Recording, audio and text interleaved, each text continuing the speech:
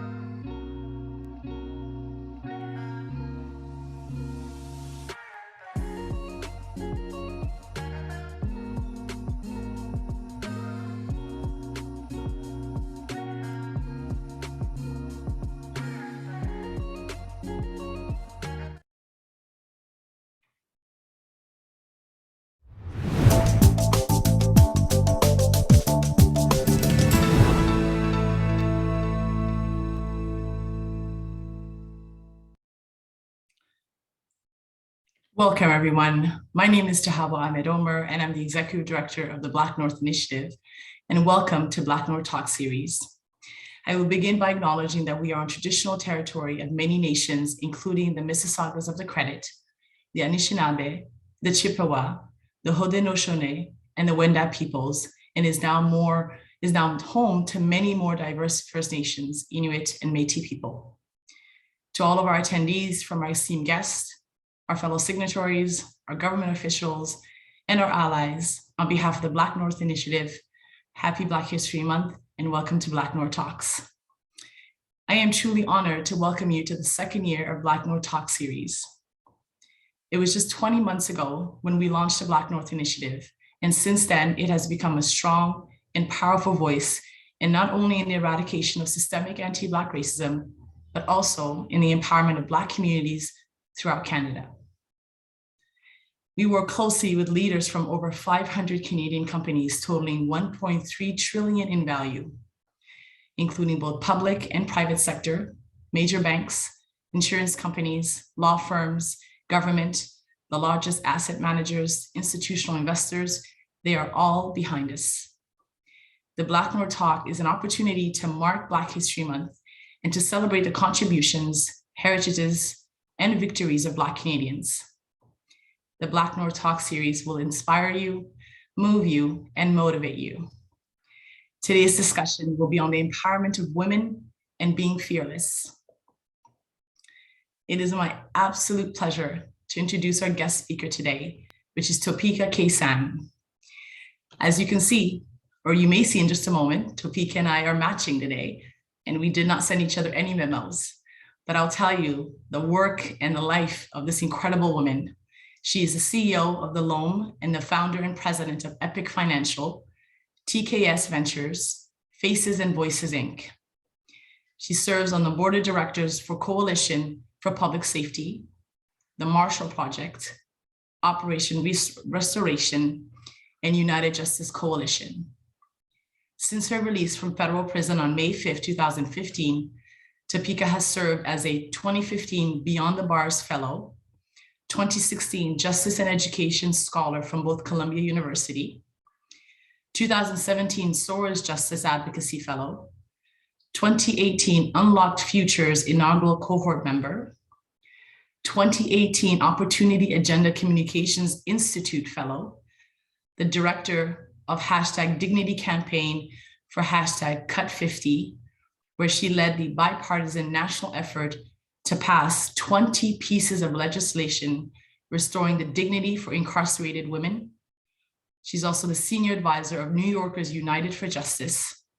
And in 2020, the United Nations appointed Topeka as a Goodwill Ambassador for Social Justice.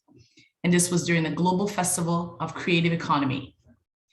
In December 2020, Topeka received a full presidential pardon for her dedication to helping women turn from a path of despair towards a path of redemption.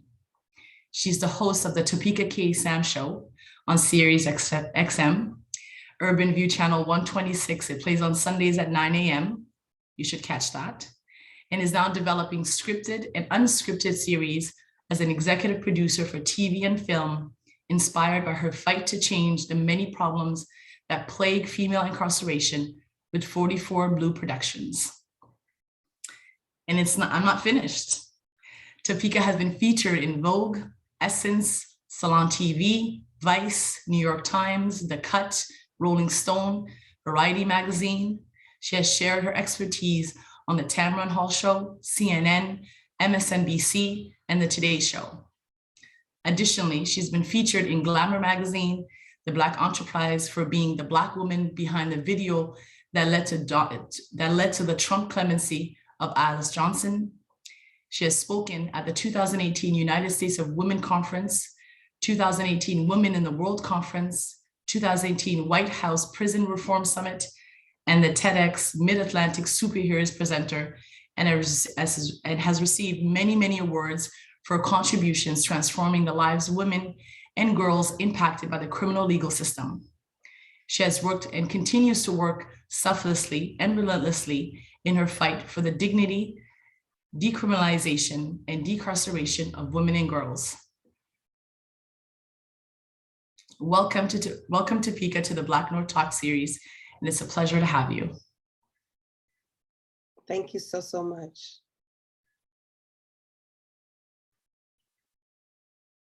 I believe that every woman in this country deserves safe housing.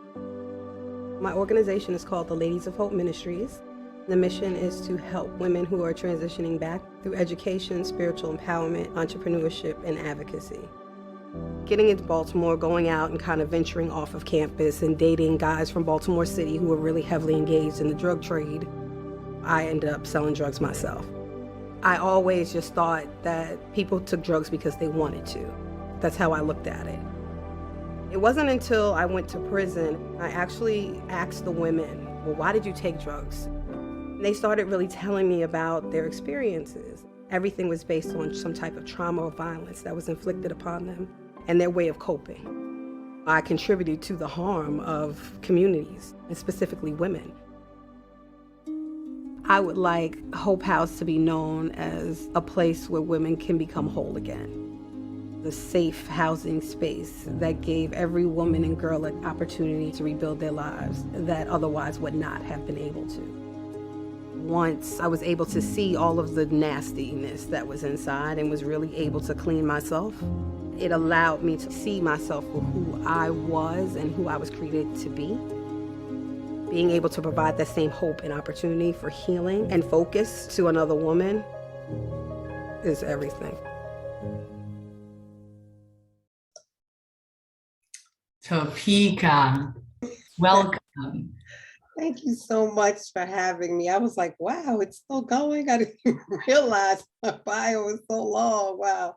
It's such an honor to be here with you. And you look beautiful.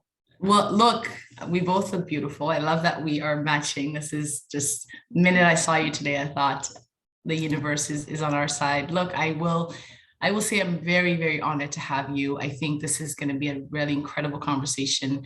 And what better time to have that conversation than Black History Month? And so thank you for honoring us with your presence, making time for us, and for being incredible. I think, you know, that bio is there for a reason. That's the work that you've done, and that's your life. And it is important for us to honor that and to give that the credit that it deserves. And so thank you very, very much. Oh, thank you. I really, really appreciate that. We do this work, as you said, because it's our calling, some of us, when we understand that, and it is selfless work. And it is always great to be encouraged. So thank you so much for your loving kindness and for your beautiful words of encouragement. Look, it's Black History Month, and you know, I love this month for very, very many reasons, but I think one of the biggest thing for us is like, it's a month that's dedicated to us. Like this is, and yes, we should celebrate every single day, but it's incredible to have a month where every single day we do this work to remember not only, you know, the past, the present, but the future contributions. And so tell me, when you think about Black history and you think about Black History Month, knowing the work that you've done, what does it mean to you? Well, Black History Month means to me, to your point, so much about where we've come from.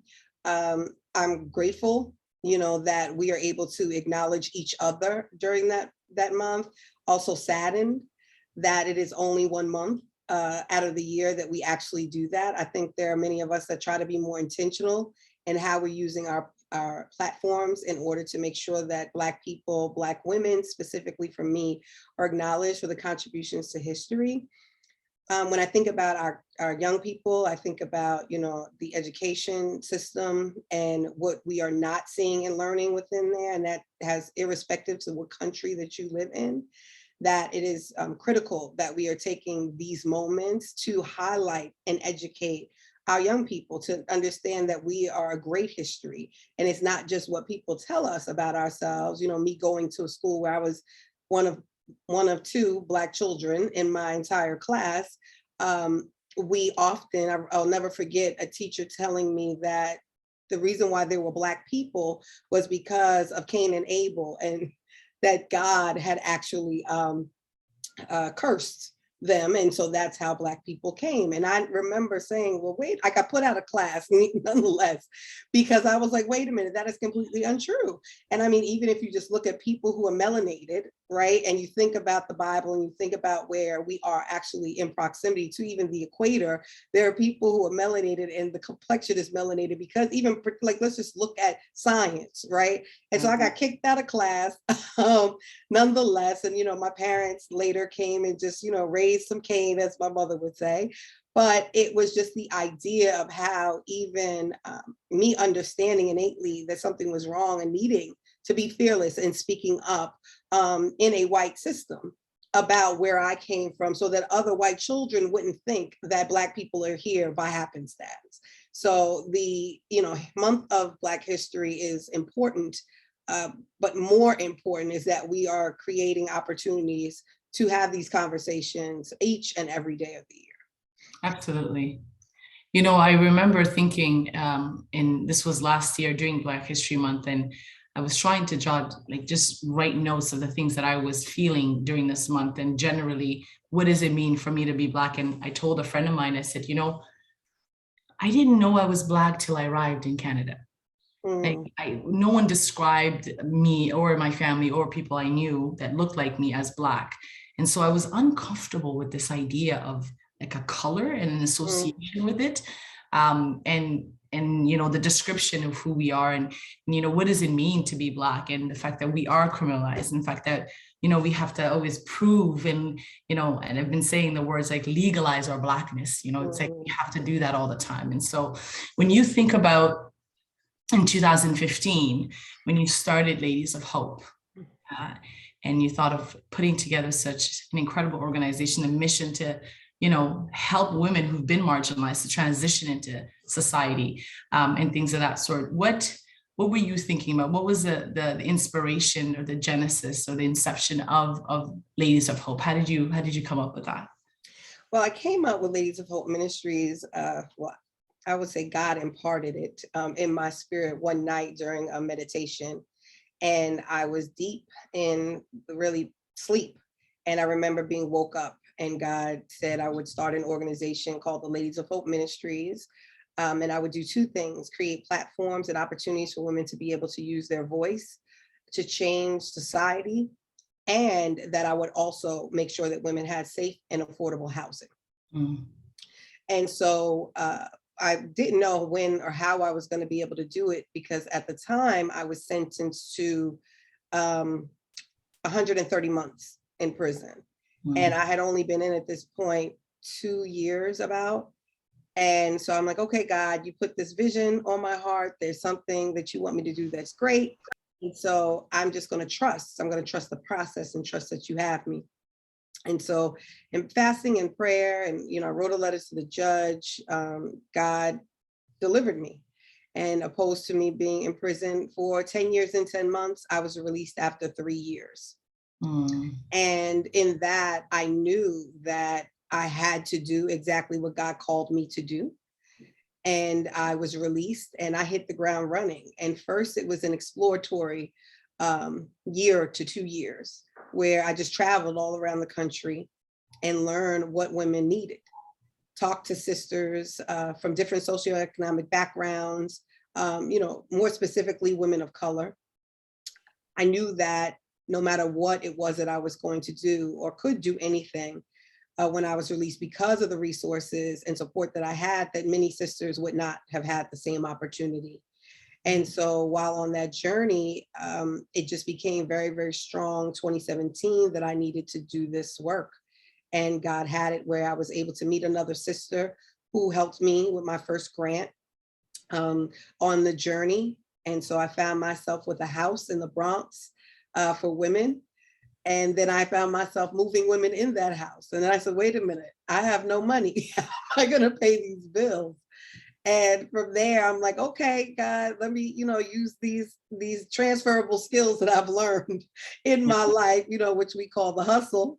And let me get out there. And I felt that, okay, if people heard me speak, telling the experiences based from my lens, understanding the different life experiences that I had, that people would listen.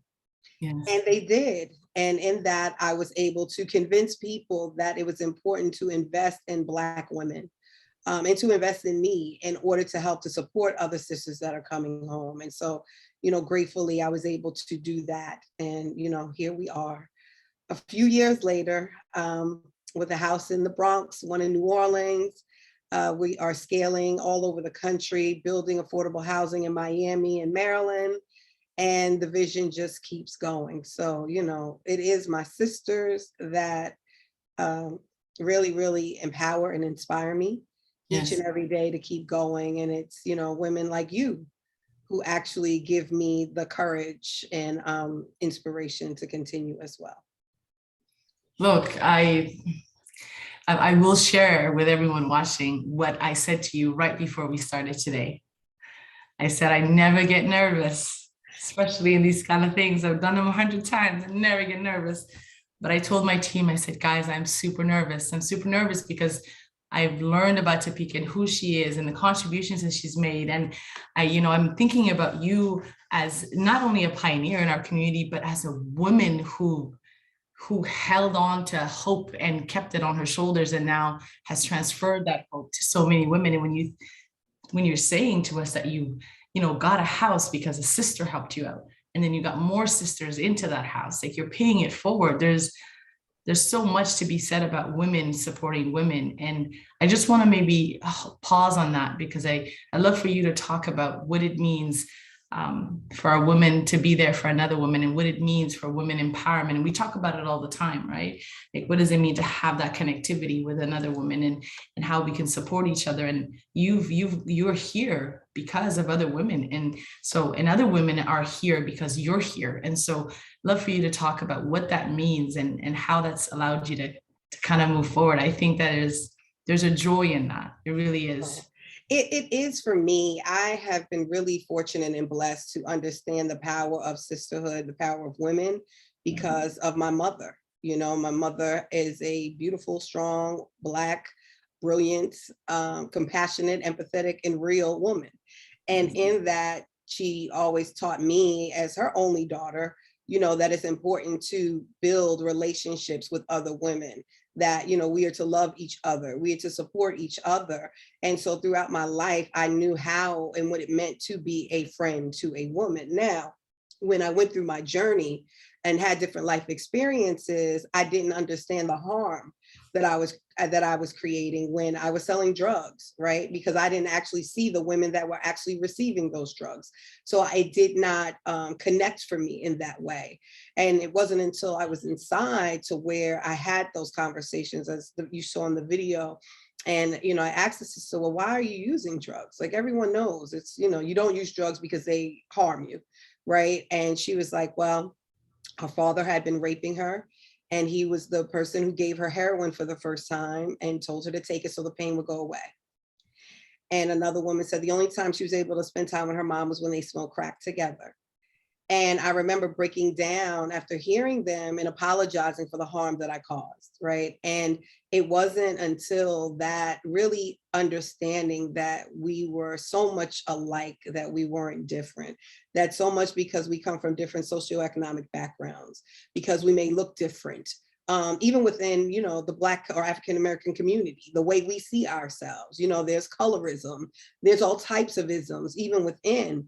And when I realized that I was one who was perpetuating some of that harm, that I had to make amends. And I think every day as I move into the work that I do, it is part of that, right? How am I teaching other women that it's important to love and care for each other? How are we holding each other accountable when we are causing further harm? How are you giving each other grace when your sister may not be where you are in your spiritual journey, but you have to give them that space in order to get there, right? Like I was in a conversation last night at a dinner, and I remember this, the sisters, they were just, some of them, one would say that they would have felt attacked because of how they see me and not understanding where I've been and how I've gotten to the place. And so though, we were at dinner and dinner was supposed to end at 9, I ended up going somewhere else with them and really having deep conversations till 2 a.m. And it was, for me, it was, I needed to invest that time in them in order for them to truly understand, that the things that we do cause further harm, irrespective to who you think, and how can we best support each other in uplifting and giving resources and opportunity to each other? Because if we don't do it for one another, it will not get done. And I know, being executive director, as a Black woman, the fights and things that we have to go through each and every day to be seen, to be heard, to get the resources that we need to continue to do the work that the world knows is most critical. But yet, because we are women, because we are Black women, and for me, because I'm a previously incarcerated Black woman, it's all of the things that people hate, really. And so I have to show up a particular way in each space. And that also includes our own. And so if we educate our sisters in a particular way to let them know that, hey, we're all struggling with the same thing. Some of us have gone through additional healing or understand the trauma that it is, which allows us to, continue to soar. Where others are becoming stagnant and suffocated because they are living within that trauma. But ultimately, it is about giving each other that space. Oof. Look, I'm so mesmerized because I keep saying to myself, there's this grand notion, right, that when there's a Black problem, Black people are at the forefront. It's always there. We always say to ourselves, we see our community, we want to help our community. This is what we do at BlackNorth. It's Black led for a reason. We're Black serving for a reason, knowing that we're so entrenched in those challenges. We know them intimately on top of that. So saying to ourselves that we are going to be that entity or that body that's going to push us forward, really just that's what resonated as you were speaking, that there's a responsibility that's incumbent on us who are part of this community, who know the challenges deeply, to be the ones to drive that change. Mm-hmm. But when you think about, in a moment, I'd love for you to kind of dive into the other work that you've done and really around the Hope House and other pieces of work that you've done. But when you think about the relationship between community and institution, right? The structural challenges, you've talked about it a little bit as you were answering my previous question, but I think one of the biggest things that you've been able to do is create your own solutions. When I see the work that you've done, and I've read a lot on it, I thought to myself, this is someone who's taken resources that she has and it turned them, and it has a ripple effect. But if you think about, what can we ask our institutions to do? Like, how do we, can we do something like what you're doing with Hope Ministries here, Ladies of Hope in Canada? Is that something that you think we can? Or if you do, how do we do it? Because there's a lot of work that we're doing here within communities, which is fantastic, but we're also pushing for change within the institutions that are around us, knowing that this can not only be a Black problem, it should be led by Black people, but it should be in support and an allyship from others. And so love for you to speak to that relationship between community and institutions and see what we can do to have these kind of solutions that you've implemented in the US and have them be done here in Canada. No, absolutely. And so, the vision that we have at Ladies of Hope Ministries, we say is EPIC. And EPIC is an acronym standing for Ending Poverty and Incarceration of Women and Girls. And we do our work through 2 pillars. One is direct service and sustainability, and the other one is advocacy and engagement. And what we know is that I cannot begin to advocate for myself or for anyone else, if my basic human rights are not met, which is safe and affordable housing, access to healthy food, and an equitable opportunity through a job, career development, entrepreneurship skills, and training. Once that's done, and I should have access to great health care, right? Whether I'm incarcerated in community or otherwise. I should also be able to learn how to use my voice in order to change and move policy, because to your point, if I'm from a particular community and been through a particular experience, I'm the expert in that space. And so therefore I need to speak about that. So we created a speakers bureau where women are trained to use their voice and then take that as a public speaking career where they're getting paid. Because often, we are asked to tell our stories and we're asked to do work, but then we are not compensated, which also devalues us and also continues to keep us in a place of thinking we don't deserve, right? Because we're not treated as such. And then there's the policy and advocacy piece, which we also do. Yeah. So while we have to have all these things done in order to change things on a systemic level, you have to implement policy. So while we want to decarcerate and we focus on ending poverty and incarceration of women and girls, we also work on changing those conditions of confinement to make sure that they're more humane before we do that, right? Because it's going to take a while for people to shut down prisons and jails. We know that. So I cannot wait and not work within those systems in order to make them more humane, while I am also working in order to end these systems of incarceration, state violence, and community violence to people. When you said about this being in everyone's problem, right? It is. We know the data. And no matter where I've traveled, whether it's in the US or abroad, it's the same issue, right? So when you think about Canada, it's the same issues. Black and brown people are disproportionately impacted by the criminal legal system. Yeah. We don't see the numbers like we do in the US, which is disgusting, but we see the numbers, right? Disproportionately to white people in that country, right? When we think about the lack of housing and opportunity and resources, it's the same. When we think about communities that are being infested with drugs and violence, it's the same. And so how do you change that, right? You look at leaders, whether it's someone from another country like myself or someone who is in the country that's already doing the work. How are you looking at investing in these ideas and letting the investment go to the leaders who are impacted directly by the community? And though, I talk about that often, as you know, it is difficult, right? Because we still have to fight against the biases that are already put out there. Like when you think about diversity and inclusion, you don't think about people with lived experiences. You think about people based on race, gender, and sexual identity and those type of things, right? You don't, religion, you don't think about a person who's been to prison. And often when you do, you don't even want them engaged in your business because you think that people cannot be really rehabilitated, right? Because we also know that the system is not designed to rehabilitate people. And so, even when I think about entering different countries, coming into Canada, for example, if you have a criminal conviction, you are not allowed to come in. And so if there's an opportunity for a person, to go into Canada, maybe they want to restart their life over. Maybe there's a different opportunity for them to be there or to lend their expertise. How can they come if they're pushed away, right? How if a woman is in an abusive relationship, let's say, for example, and she's trying to escape an abuser and wants to go somewhere, right, just to get some peace? She can't, because a lot of times people are criminalized in ways that they shouldn't, specifically women. Yeah. So when I think about, how are we really investing in people, we really need to look like internally, right? We need to think about, are we looking at people from a human standpoint, right? We talk about, anti-racism, but there are all these different, isms that we have to fight. So not only are we being biased based on a person's race, based on a person's gender, based on how they look, where they've been, how their hair is, how they speak.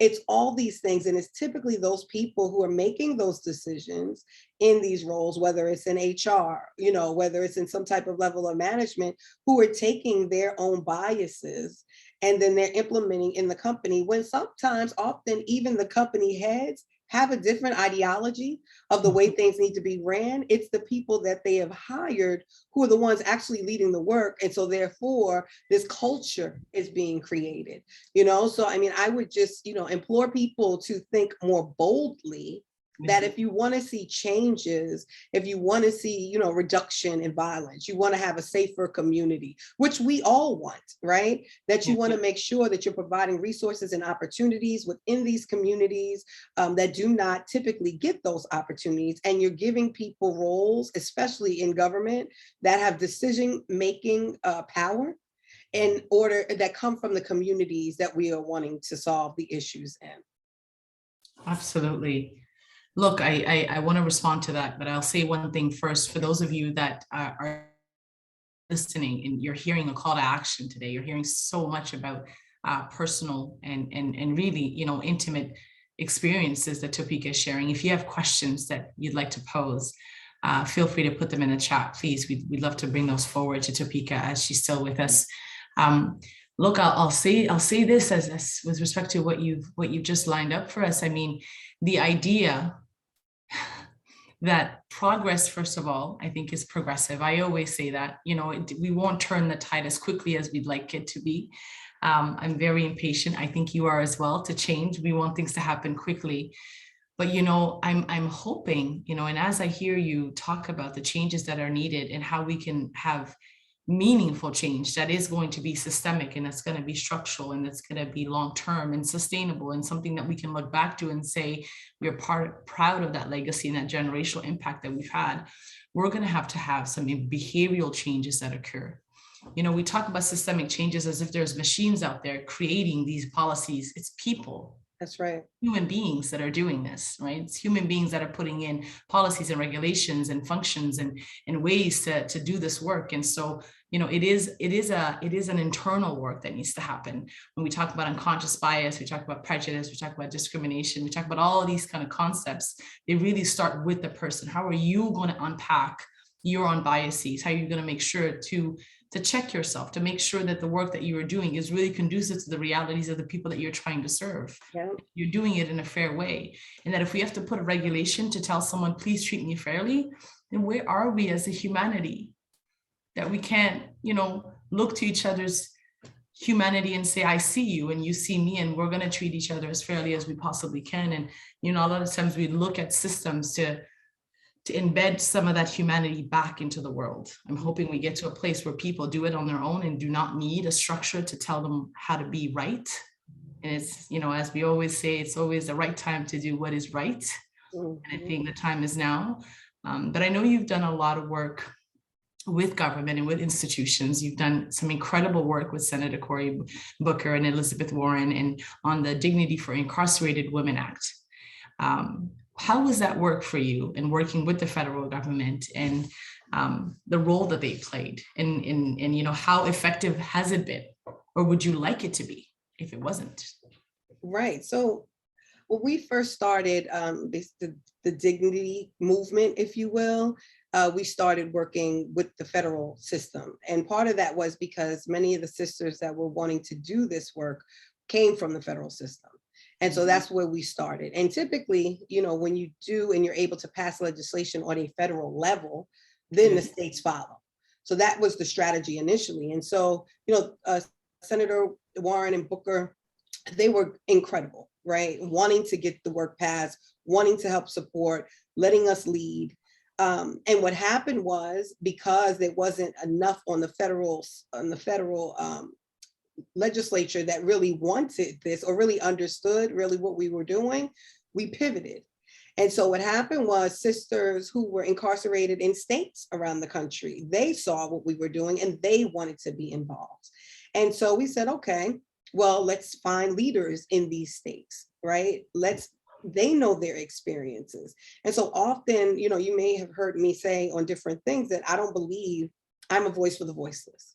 So often people say, I am the voice, but I am not her, right? I'm the person that creates opportunities and platforms for people to use their own voice. Because ultimately, I don't know what it's like to be incarcerated in Alabama, in Georgia, in Florida, right? Or in a state facility. I don't know, because I was in a federal prison. I don't know what it feels like to be a pregnant woman and shackled because I was never pregnant in prison. Right. I do know what it meant to be a woman who had uterine fibroids and what it felt like having to quantify my cycle to ask a male guard for more pads when I had resources and I couldn't even buy them because of the way the system was set up.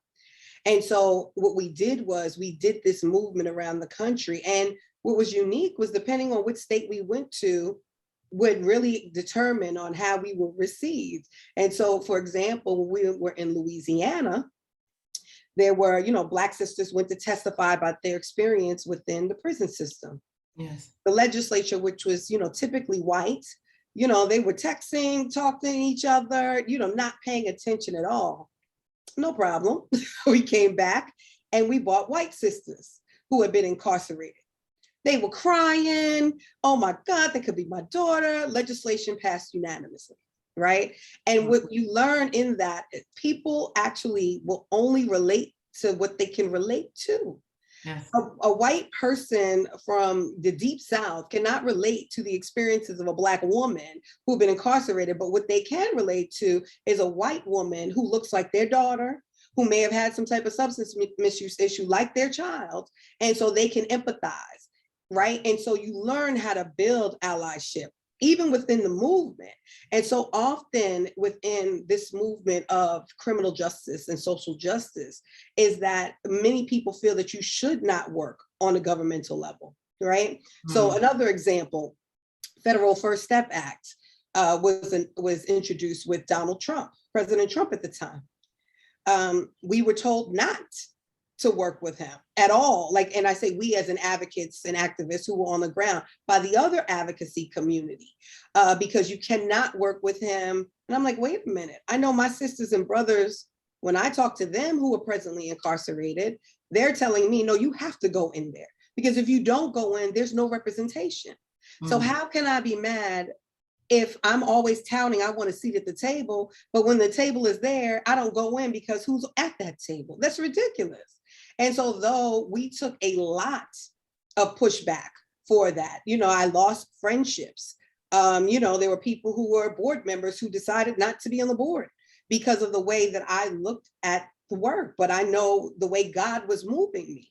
And I'm grateful that I did because of that, thousands of people, like tens of thousands of people have been released from federal prison because of the Federal First Step Act, where if we waited, and we're talking about the entire presidency of Trump to now President Biden, who has not done anything yet around criminal justice, social justice, or prison reform at all, those same people who were sentenced to life, double life, triple life in prison would not have been able to be home and connected and reunified with their family and their children. They would have died in prison, right? So it's to earlier talking about the moral compass, to understand where you're being called, to understand, sometimes you have to do things or go where people don't go.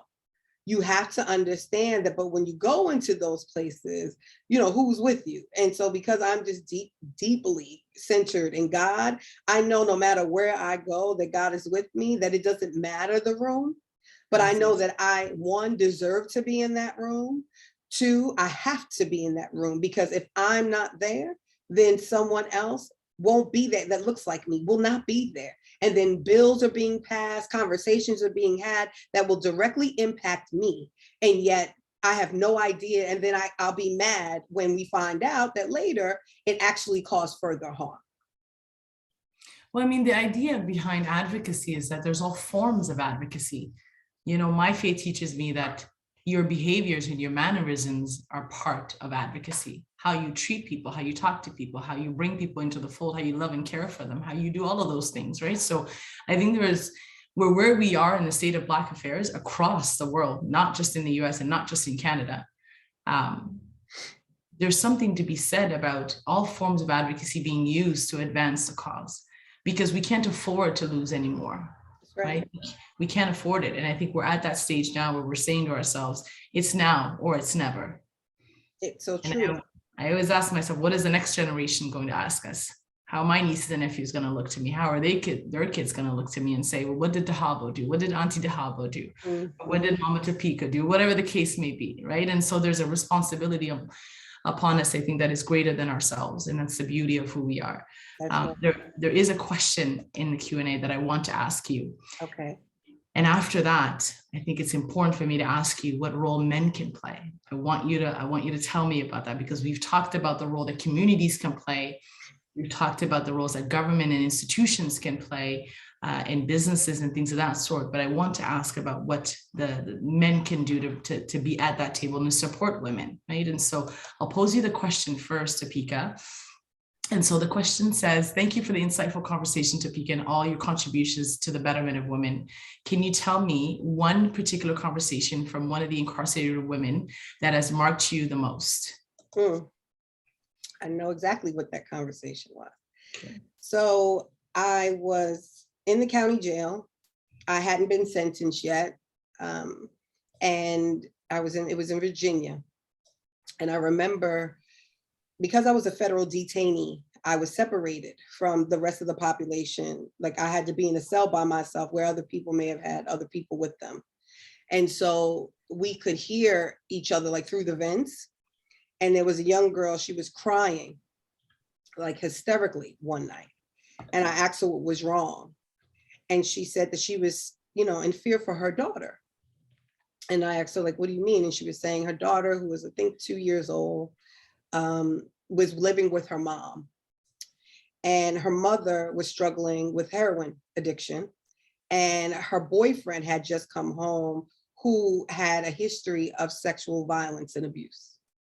And she was in fear that something would happen to her child. And so I said, well, do you have any other family?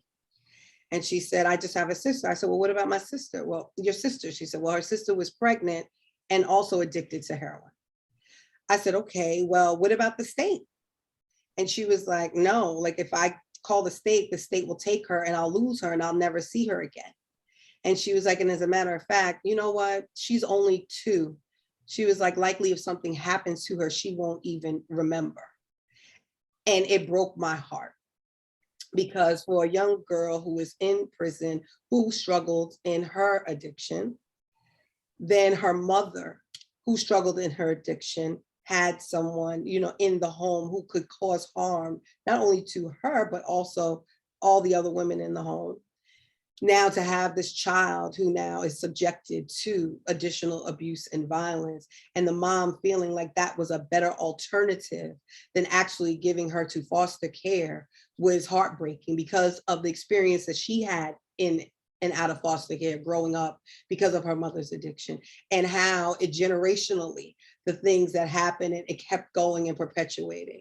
And so that was the first, I'll give one more example. That was the first conversation that I had that really struck my mind on how can I also help girls that are aging out of foster care and help children when their parents go to prison.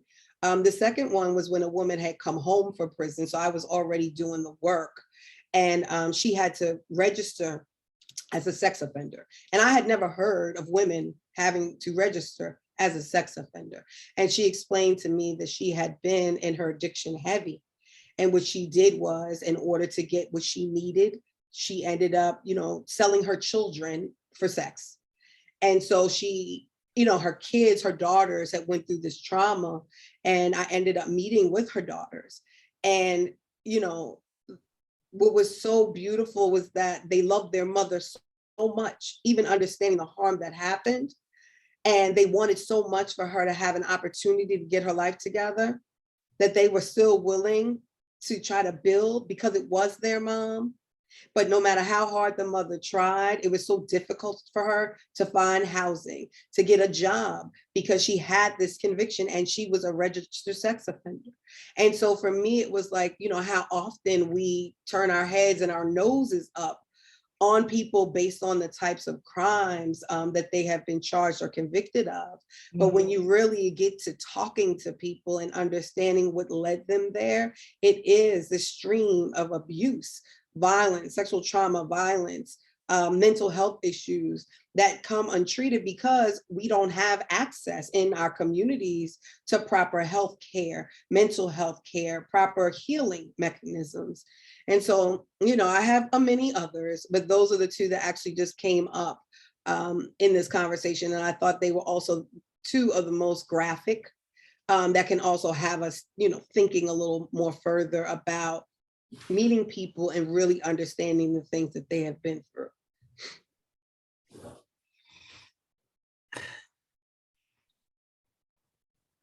I'm just taking a pause, I think for myself more than anyone else, but thank you for sharing those stories and for bringing forward the life, like you're sharing with us, people who are going through this every single day right now, as we speak, as we are privileged enough to have this conversation and sit here. There are members of our community that are suffering to that degree. And these are the kind of stories and the realities that we need to think about when we are doing policy work, when we're doing advocacy work, when we are, developing programs or trying to invest in our communities. These are the kind of realities that we need to think about. And so I'm sure that was not easy to share, because what we try not to do at times is re-traumatize ourselves through the work. And so thank you for sharing that. I am 100% sure that was not easy for you. And it was not easy for the woman who shared those stories with you either. So thank you. It's definitely the why, it's definitely the why. And so, when people ask, how do you do this work? That's why. That's why. Because there are people who I'm grateful that God gives me the strength. I do understand how to ground myself and how to, I've learned a lot of tools that I've used in order to be able to share these experiences in ways that don't have me breaking down and messing my makeup up, because my mascara is gone. It's gone now, so it's fine. But it's real, right? Like, these are real experiences. And when we think about some of the things that we go through, and not to say that we should ever diminish our experiences or trauma, that we need to be reminded that there are people who are going through things each and every single day. That's right. And how we becoming more accountable to how we are treating people and how we are seeing people, because you don't know what any person has gone through. I think that's the one thing that stays with me right now, is that we have no idea what people are feeling and what they're dealing with every day. And if we can remind ourselves of the why, and thank you for renewing our intentions today, because that's what you've done, at least for me, is remind me of the why and put me back into that place when I decided I was going to do this work. And so I appreciate you for that more than you'll ever know. Thank you. I think the only other question I had for you, for all the men listening today, for all the brothers that are listening today and who will listen after this, what is your call to action to those men? What can they do to support individuals like you and so many other women? What can they do to uplift and empower and ingrain themselves in that fight? So it's not just a women's fight, but it's all over us. Absolutely. So there's a few things. I think one, create the space. Create the space for women to feel confident and comfortable to use their voice. So often there is this gender dynamic, there's a power dynamic, there's, patriarchy, misogyny, there are all the things. And in every space you go to, whether it's corporate spaces, nonprofit spaces, social justice spaces, that, women are typically muted. We don't have an opportunity to be at the table. There may be a panel of men who are talking about issues that impact women. That should not be happening. There should be women who also have an opportunity to share their experiences and their expertise at the same time, and actually be respected and given that space to do so. So I would say, one, creating the space. I think two, really understanding, we all have experienced trauma. Black people have experienced trauma just for being Black people. And that when we think about some of the traumas that women have faced, through men, and men have faced, even, with mothers, which I have come to learn, here over the last year, all the traumas that men have faced because of, different types of relationships that may have had or they may have witnessed with their mother. Right? How can men begin to start to look at different healing and different tools that they can begin to use in order to help heal their family? Because irrespective of this dynamic that I speak of, there is a dynamic. And there's a dynamic that women, we look to men for certain things, not just hanging a TV, more than that, but just security, protection, stability. It's different things. I mean, I was incredibly blessed to have a great father who, my parents were together 57 years before my father passed 2 years ago. And I was able to see what it meant to have a man in the home and growing up that way. And so for me, I've also learned about the traumas, even post my father's passing, that he had gone through as a child, and certain things that it comes to with that healing. So, we don't look at getting mental health support the way we should. We don't look at acknowledging past traumas that we've had. We do not, we aren't as vulnerable as we can be with each other in community. And so I would ask that brothers, begin to even invest in themselves in that way, because then we can begin to rebuild our communities back better. And so I think lastly, I would say just, when you see something, say something, and I think that's it. You are our protectors, and that's how I see it. And so, I want to be protected, and that means a lot. So, you have to find out your why and what that means to you. Thank you, Topeka, for that. Someone is in the chat and they said, your stories are powerful, insightful, and beautiful. I have goosebumps. Thank you. And wishing you all blessings and peace. And look, I will second, Nadia, who's attending our event, and just say to you, thank you for being so strong, for being so powerful, for staying true to your truth, and for being real all the time, and making sure that all voices are heard, and that your voice is heard, and the echoes of voices are always there in every spaces that you get into. And so I am honored to have met you. It's been nothing short of a blessing than to actually have you here, and that you were available to join us. I was kicking myself thinking, are we going to get Topeka? So I'm really honored to have you, and all the stories that you shared with us, the vulnerability that you exhibited, the strength in your spirit, and just being who you are. That is the most beautiful part of this conversation today. And thank you for wearing pink. Pink is my favorite color, by the way. It's probably, people are sick of pink. Pink is throughout my house. It's just the whole thing, but I love it. It's so what, I don't care. But thank you so much. It has been an honor to meet you, and I am grateful to be in your presence. I look forward to building with you. Often we have these conversations and it happens and that's it, but I'm excited to be a part of now the BlackNorth family and community. I'm excited to come to Canada. I did get a full pardon, so you guys can't keep me out. But either way, I'm excited to explore possibilities in Canada and beyond, and explore them specifically with you. So thank you for your brilliance. You were an incredible conversationalist. I will say that. You made it easy for me to be vulnerable and open. And so I thank you for your expertise. Thank you, Topeka. So look, I know we're running out of time, but this was worth it, above and beyond. I want to thank Topeka again for gracing us with her presence and sharing her knowledge and stories and strength with us. I'd like to take a moment now to bring forward our founder and chairman, Wes Hall. Wes Hall is the brainchild of the BlackNorth Initiative, has created this organization to have as most impact as possible, and said to himself, 2 years ago, or even more now, Wes. I remember when this idea popped into your mind. It was a long time ago, way before George Floyd's murder. But he has allowed us to have this impact, created the pathway for not only myself, but everyone at BlackNorth and above and beyond. And so I just want to bring him forward to offer some closing remarks. Well, Dahaba, thank you so much. And Topeka, what a great conversation. And I want to say thank you for speaking to me personally. It feels like you were really having a one-on-one conversation with me, and thank you for being so vulnerable, because the only way we can get change to happen is for us to be vulnerable.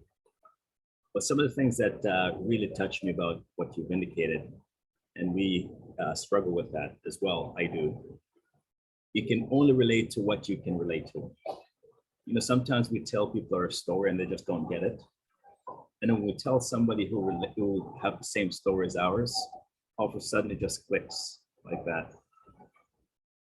You mentioned that we want to be in the room or being at the table, but yet when we're invited, we'll say no because of who's at the table.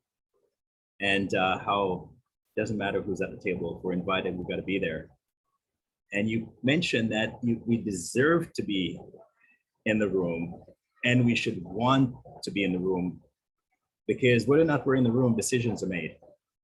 And we want to make sure that when we're there, the decisions reflect the things that's important to us. And then you said we need to remind ourselves as to the why. Why are we doing what we do? Is it for the glory? Is it for the accolades?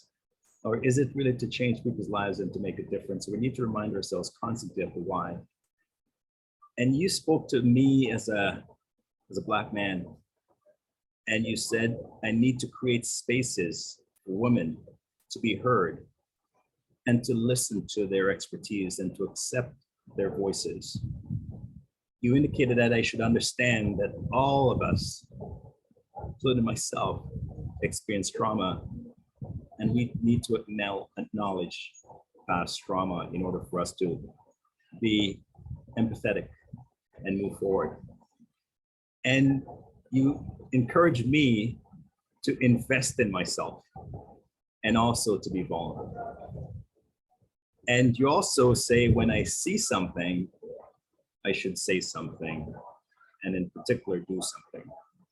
So it's really touching. I want to give, you mentioned about the stats in the United States, and I want to give some folks how difficult it is for Black people who have been incarcerated in this country to reintegrate themselves into society after they have served their time. If you're a white inmate here and you were released from prison in Canada and you apply for a job, chances are you have an 18.8% chance of getting that job. If you're a Black person who was released from prison, you have a 1.6% chance of getting that job. You can imagine that you've served your time, you want to give back to society, and yet you're not allowed to. But if we look at our system here in Canada, the federal prison system in Canada, and you speak about the United States system and how difficult it is. In our system here, the Indigenous people in Canada represents 5% of our population, but yet they represent 32% of the inmates in the federal prison system. Indigenous women in this country represents 48% of the women in prison in Canada, 48%. So could you imagine those women that were escaping trauma and different things, and they were incarcerated and they have a criminal record? Our system doesn't even allow a criminal who's done those things to come back into the country. So could you imagine if other countries have the same rules? 48% of the women who have served their time, Indigenous women in this country, would not be able to travel outside of Canada. And they talk about small things, crimes that those people committed. And the reason why they're incarcerated so long is because of the fact that when they get into the system, they get a score. And Black and Indigenous inmates get a score that allows them to stay in the system longer and denies them of services that they need while they're in the system. So when we look at between 2001 and current day, the incarceration rate of Indigenous people went up over 31% in that period of time. 31% in that period of time. And if we look at Black inmates, Black people represent 3.5% of the prison of the citizens in Canada, but yet they represent 8% of the prison population. Between the same period of time, their incarceration rate went up 80%. So we do have a massive system. So, you know, I give you such encouragement to continue to do the work that you're doing. Of somebody who was actually in the system and saw that there are people in there that all they need is a break. And before they were incarcerated, all they needed was a break. And had they received that break, they wouldn't have been in that position in the first place. So as a society, we for sure need to do better. And I thank you for lending your voice and for beating the drum. And just like you indicated that we have an ally in you, you have an ally in us at BlackNorth. So thank you. Thank you, Wes, and thank you for sharing that data and bringing forward the realities that we face in Canada, because it's true, the realities for Black people around the world is really the same. And so, look, we've gone above and beyond our time, and you know, I'm feeling all sorts of things right now. Thank you, Topeka, for being our honored guest. And, you know, we are excited to be working with you, to have been, you know, connected to you now and to know your stories and the stories of so many. And we are committing to ensuring that we support you in all the work that you are doing. And so know that you, like Wes said, you have an ally in us. Absolutely. Arm in arm, shoulder to shoulder. Thank you so much. God bless you all. I'm super excited for my trips to see you all soon. So this has been a beautiful experience. I am grateful to have been connected to you from Jay also. So this is great. So thank you. Thank Jay. Thank you, Wes, for just paying attention, you know. All the feedback that he gave was spot on. So I could tell I did actually speak to him. And so I'm grateful to that. So thank you both so much. This was incredible. Absolutely. Absolutely. Thank you, Topeka. Look, this is chapter 2 of our BlackNorth Talks series. Second year, we are just amazed at the amount of contributions and the stature of Black contributions that exist amongst us.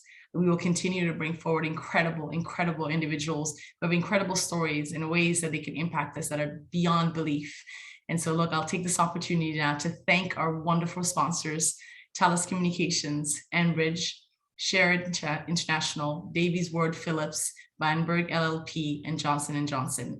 Thank you so much for being with us, for sponsoring us year after year, and for being part of the solution with us. Now, our third and before last event, we've got a third event coming up in 2 days on February 19th, the Saturday, a BlackNorth Activate event. This is an opportunity for you to hear from incredible leaders in our community, Black Canadian leaders. So we're going to talk about the history of Black people. We are launching incredible programs and initiatives that are centered around empowering, educating, and building generational wealth. You can visit us on blacknorth.ca to register, and we hope to see you on Saturday. Have a good afternoon, everyone.